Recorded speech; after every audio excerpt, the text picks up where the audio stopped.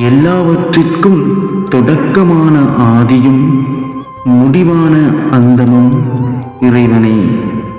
யார் இந்த காளி தேவி? வாருங்கள் அதனை காணலாம். அநீதியை அழிக்கவும் தர்மத்தை நிலைநாட்டவும் அன்னை பார்வதி தேவி எடுத்த உக்கிரமான அவதாரமே காளி தேவி.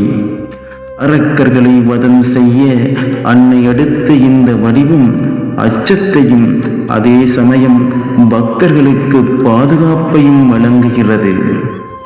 அரக்கர்களின் அட்டகாசம், தாண்டகன் தாரகன் போன்ற அசுரர்கள் தேவர்களையும் முனிவர்களையும் துன்புறுத்தி வந்தனர். குறிப்பாக ரத்த பீஜன் என்ற அரக்கன் பெற்ற வரம் உலகையே அச்சுறுத்தியது. அவனது உடலிலிருந்து சிந்தும் ஒவ்வொரு சொட்டு இரத்தத்திலிருந்தும் மற்றொரு இரத்த பீஜன் உருவானான். இதனால் அவனை யாராலும் அழிக்க முடியவில்லை. அம்பிகையின் கோபம். தேவர்களின் துயர் துடைக்க அன்னை பார்வதி தேவி முன் வந்தார். தனது நெற்றிக் கண்ணிலிருந்து அல்லது அம்பிகையின் புருவங்களுக்கு இடையிலிருந்து ஒரு கருமை நிற சக்தி வெளிப்பட்டது. அதுவே மகாகாளி. அவள் கையில் ஆயுதங்களுடன் தலைவிரி கோலத்துடன் கோரமான ரூபத்தில் தோன்றினாள். ரத்த பீஜன் வதம். காளி தேவி போர்க்களத்தில் ரத்த பீஜனை எதிர்கொண்டாள். அவனது ரத்தம் தரையில் விழுந்தால் புதிய அரக்கர்கள் தோன்றுவார்கள் என்பதால் அவள் இரத்தத்தை ஒரு சொட்டு கூட கீழே விழவிடாமல் தனது நாக்கினால் பருகினாள் காளி தேவி.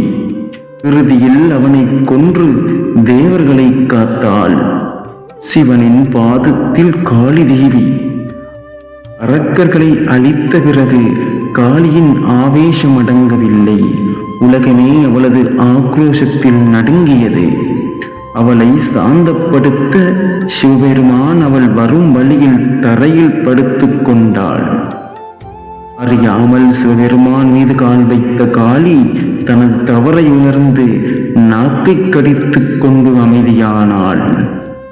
இந்த கதை அநீதிக்கும் எதிரான வெற்றியை காட்டுகிறது.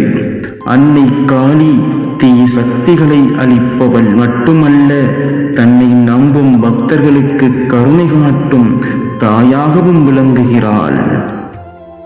வாழ்வில் ஆதியையும் அந்தத்தையும் உணர தொடர்ந்து இணைந்திருங்கள். இந்த தகவல் உங்களுக்கு பிடித்திருந்தால் ஆதி அந்தம் சேனலை சப்ஸ்கிரைப் செய்து உங்கள் நண்பர்களுக்கு பகிருங்கள். மீண்டும் ஒரு அற்புதமான கதையோடு சந்திக்கின்றேன். நன்றி. ஓம் நம சிவாய.